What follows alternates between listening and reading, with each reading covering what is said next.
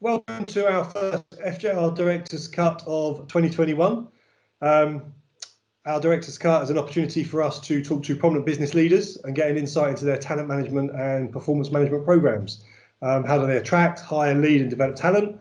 And more importantly, translate that talent into business performance. As I was thinking about our content for 2021 at the back end of last year, it's the new year, renewed hope, renewed optimism, maybe an element of Groundhog Day already. But you start to think about goal setting. Last year has been a big year for mindset and overcoming challenges, and we spoke about adaptability and resilience. And as I'm thinking about who we could talk to get an insight into that, I started to think about athletes, and not just athletes, but super high performing athletes. And a lot's been spoken about and documented before about how high level sports performance can translate into business performance. So I'm delighted to spend a bit of time today with an old buddy of mine, Olympic bronze medalist in the high jump from the 1996 Atlanta Olympics, Steve Smith. Hello, Steve. How are you? I'm great, thanks, Neil. Good to connect. Yeah.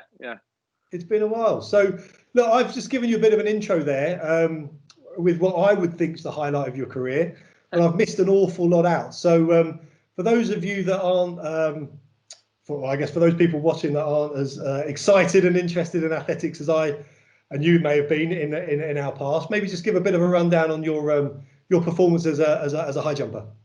Yeah, I mean, it's a while ago now. I think if people don't know me, it's probably because of their age. They've drank a lot of wine in the period since I won that 1996 Olympic medal. But I retired quite early as well. I was only 26. I was pretty much a pup when I retired with injury. But I was fortunate enough to take a medal in all the major championships, and I'm very proud that my British record that I set in 1992 still stands today, which is what 28 years. I think my maths is right there, something like that. But a long time. So I mean, you mentioned it there. You won medals at I remember the World Juniors because we were there together. But World Indoors, World Championships, European Championships, Commonwealth Championships, and the Olympics, right? You medalled in all the major finals. Is that right? Yeah, it was interesting actually because I won't tell you his name, but I remember when you compete and you get thrown into rooms with people, you end up sharing with just random people, and I shared with one particular athlete. And I remember him saying, by the time I was 23, I'd taken a medal in every major championship.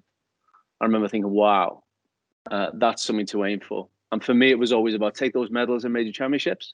And then almost like, our era was your Sally Gunnells, your Linford Christies, your Colin Jacksons, your people like that. And, I think particularly somebody like Sally Gunnell, she took medals, but then she took the Grand Slam and took the gold medal in each of those. And that was kind of where I was.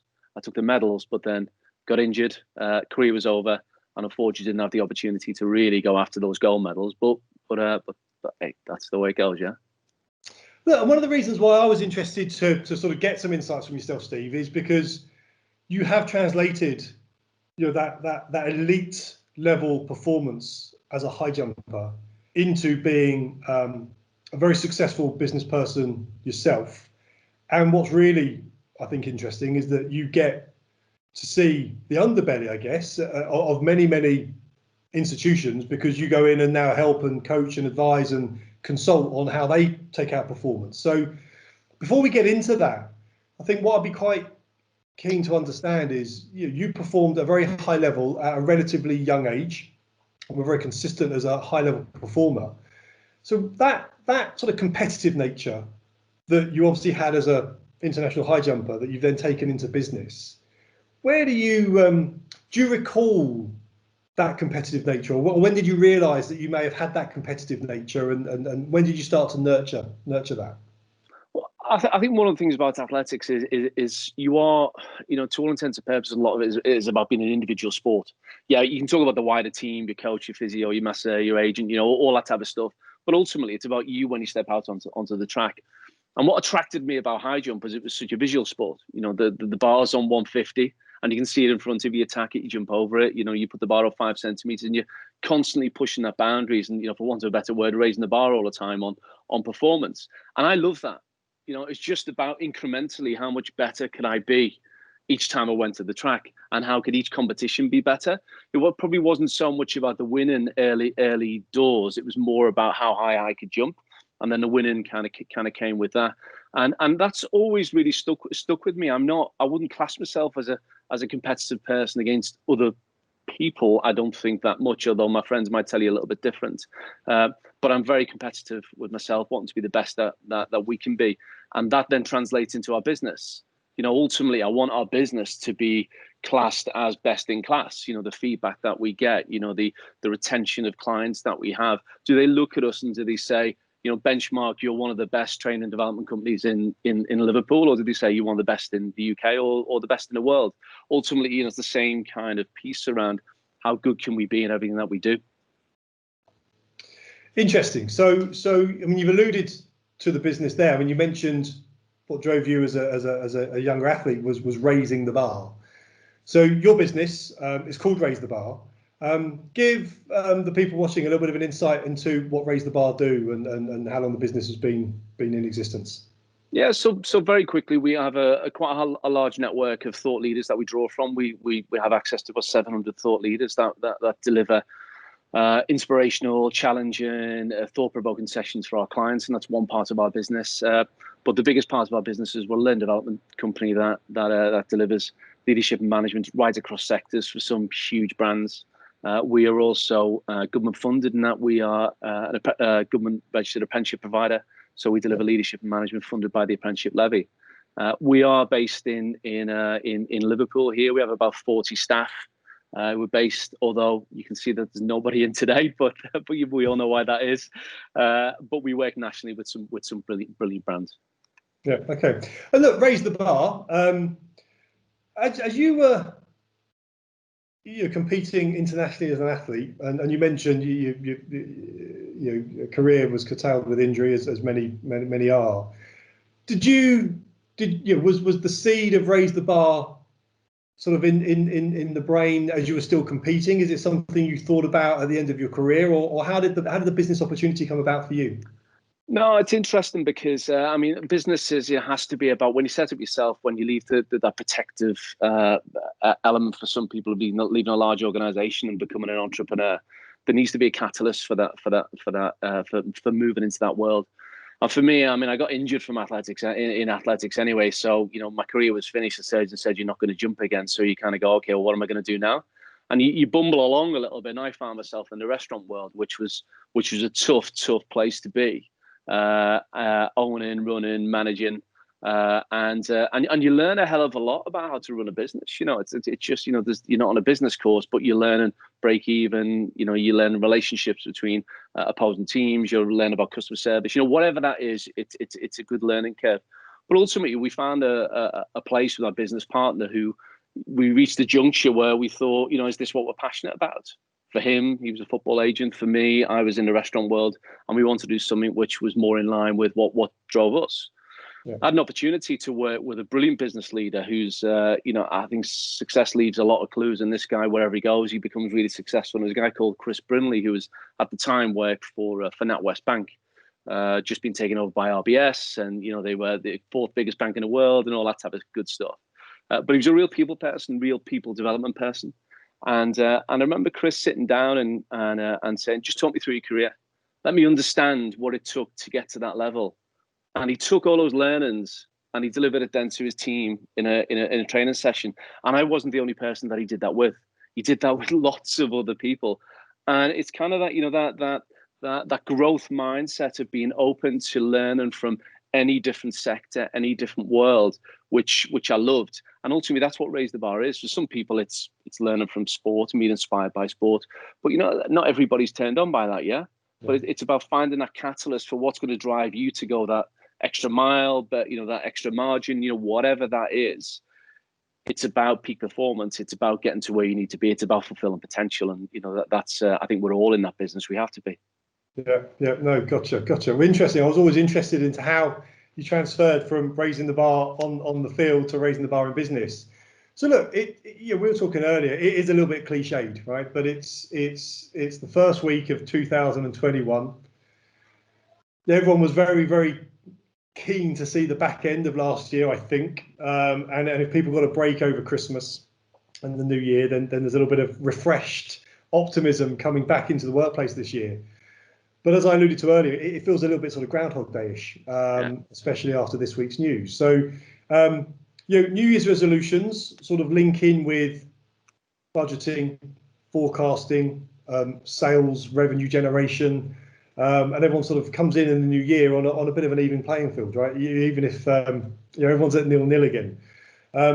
So we talk about New Year's resolutions, and generally by February or March they're broken. But within business, forecasts, sales numbers, budgets, etc., have to be hit. Projects need to be delivered. Money needs to be saved. So it is a bit cliche, but as elite sports performers, you will have, as an elite sports performer, you would have spent a lot of time thinking about your goals for the year and or period. So, what insight can you give as to how you've set goals for you, but also then taken that from the athletics field into business and maybe for your own business or the customers you work with? I think it is a bit of a cliche, and athlete stands up, talks about goal setting, and so where's the link to me in business? And the link is huge. Whether you like it or not, the fact of the matter is, world class competitors, world class athletes, world class individuals, teams have very clear goals, and mostly a specific moment in time that they plan to achieve them. For me, for you, it was the Olympic Games. That moment in 4 years that you plan. Of what where you need to get to. It's difficult to do that now because we don't know what's over the horizon. But absolutely 100% for running my business. So my year end is, I could probably liken January for us for September. Our year ends August to August. We have to have real clarity about what we're trying to achieve. Yes, because it gives us something to make decisions based on. We can always refer back to, well, is what we're doing going to help us get there? But ultimately just breaking it down to accountability as well. So where does everybody else in the team sit in their accountability? And what are the conversations that you're then able to have if everybody's agreed on the same goals at the start of the year? So for us, we have a really clear view on our strategic objectives, and some of them around financial, clearly quite a few of them around sales. Clearly, there's a few which are more aspirational that are pushing out a little bit towards where we want to be in 3 to 5 years' time. But ultimately, there's lots of individual ones as well that we hold ourselves and other people accountable around things like behaviour, around things like activity, things like. You remember my old coach, a guy called Mike Holmes. Mike Holmes is a statistician. He was the first person to show me an Excel spreadsheet. I'd rather stick pins in my eyes than actually look at an Excel spreadsheet. But the key performance indicators that it showed me where I was at any given stage were crucial. And for me now, managing a business, that's my CRM. And my CRM would give me an indication. My dashboard will tell me where everybody is at any specific stage in relation to the overall goal. No difference really. So that we can then sit down, have performance conversations to either support, to challenge, to help, or to have tougher conversations around the activity that we've all agreed to at the outset. So it's just that clarity piece which is really important. We may not have the ability to look over the horizon to what's going to happen in a week, 3 months, 6 months, 12 months time, but we need something to work towards. Well, that's interesting. You talk about the horizon and how far forward we look. We've just come through, we're in the eye of the storm of a global pandemic still, but we've got to the back end of 2020 and everyone was sort of thinking, well, that's hopefully going to be our annus horribilis, but 2021, and I think we're all looking at another 6, 8, 10, 12 weeks of further challenges minimum. So businesses, again, like athletes, businesses are having to show adaptability. So can you sort of think through, again, your career and how an elite sports performer can sort of hone those adaptability skills and translate them back into business? Adaptability is really interesting because if I look at it, I'm on my third career. I may look old, but I'm not that old. but I've had to move into different careers, and I think that's what you just have to do when you're competing. But I always use a reference point of a guy in my event called Dick Fosbury. And Dick Fosbury was a guy who created the Fosbury flop in 1968. But in 1968, when he created it, everybody said it's bizarre, it's too dangerous, it'll wipe out a generation of high jumpers, because it was so radically different to what everybody else was doing. But Fosbury won the Olympic Games, dominated the sport, and broke the Olympic record. And he showed everybody the way that my sport was going to go in the future. But the really key thing for me, and I think it's really relevant for us at the moment, is there was quite a lot of people around that time who were still quoted as saying, well, I don't do the Fosbury flop. So even though 2 years later, the whole piece had evolved and everybody moved to a different place, the environment had moved, the goalposts had moved to a completely different playing field, completely different technique, people still said, well, I don't do the Fosbury flop. And Fosbury, if you listen to him talk about it, he says the problem with something revolutionary like that was that most people had invested so much time and energy in their old technique and movements that they didn't want to give it up. So they stuck with what they knew. And we see that all the time now. You know, ultimately, at the moment, it's about looking back and going, what worked for us a month ago, 6 weeks, 6 months, a year ago, will not necessarily work for us going forward. So whether you want to use the phrase pivot, whether you want to use the phrase innovation, disruption, exponential growth, whatever it is you want to use, ultimately, you've got to assess what are those elements and saying, are they still relevant now? And I look at it now in our business. So, for instance, one part of our business is the speaking world. So we rely on a conference venue, we rely on audio visual, we rely on flights, we rely on accommodation, we rely on people taking the time off work, traveling, all that type of stuff. And then we insert a speaker into a conference. Well, all of those factors that I've just talked about are now gone. We don't need them no more, you know, because actually technology has now moved up to get us to a point where technology can replace the hotel, the venue, the travel, the accommodation, and we can do this type of stuff. So it's a really simple concept, but sometimes it takes a little bit of a shock to get to that stage. So we can all look at our businesses and go, okay, well, let's analyze where we are now compared to where we were, because otherwise we missed the opportunity. Fosbury took the opportunity, innovated, and stole a march. Everybody caught up to him, but we've got to be ahead of it all of the time. Yeah, interesting. And look, I guess third and final area I'm keen to probe into, Steve. I remember watching the Olympic final in '96, and it was a really, the end of the competition. I think you'll know it, but you might recall it better than me. There were 3 of you left in the competition, and I think the Polish athlete had cleared. You all cleared 2:35. I think the Polish athlete had cleared 2:37. Yeah. Which meant unless you had have cleared it first time, which you hadn't done, then you couldn't go for gold, or it would be harder for you to win gold.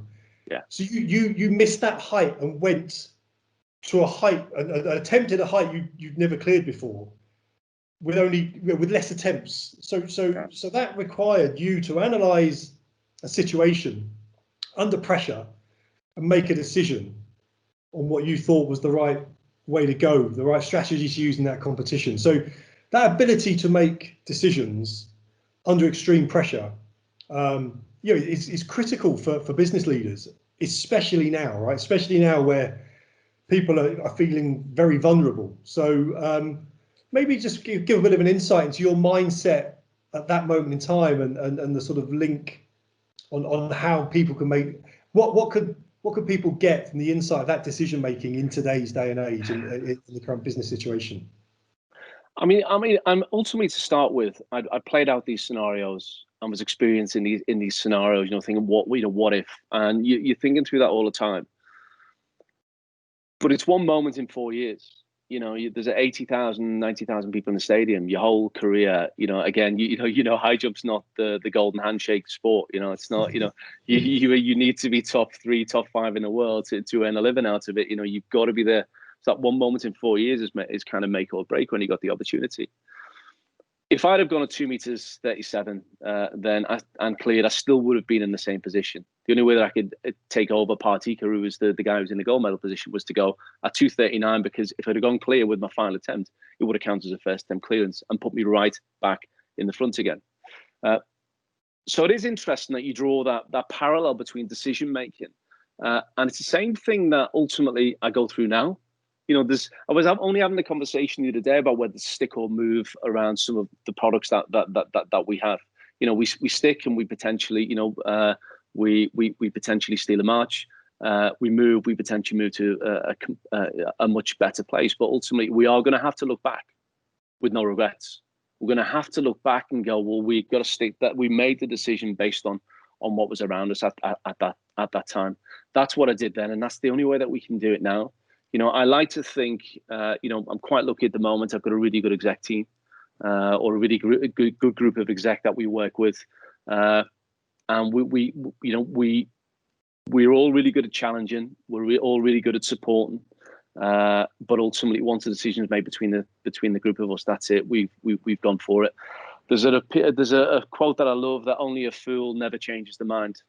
So in athletics, in that moment, the decision that's we'll go, and I've got to go. That I can't change my mind. In business, we can change our minds. Not blindly go on with something. And at the moment, we might need to do U-turns. But we just got to have, for me, it's about the courage of a conviction, and experience comes into that as well. Yeah. Anybody who sets up a business at the outset, there's an element of bluffing. There's an element of, we can do that. We've been around since 2004 now. We've seen the change cycles. Maybe we haven't seen pandemics, but we've seen recessions. We've seen organizations go through cyclical structural changes and all that type of stuff. So you make decisions based on experience. You make decisions based on gut, and you have to make decisions based on your team as well. Yeah, interesting. Well, look, Steve, it's been fascinating getting a bit of your time and a bit of an insight. As always, the clock beats us, and yeah, time always beats us. And there's so much more we could go into. We were talking earlier about resilience, grit, mindset. So it's been great. I really appreciate the insight you've given us. And for anyone watching this clip, Steve runs a great business helping driving performance. So feel free to click on the link below and get some more information on Steve and his business. And hope to catch up with everyone very, very soon. Have a great 2021, everyone. Thank you, Neil.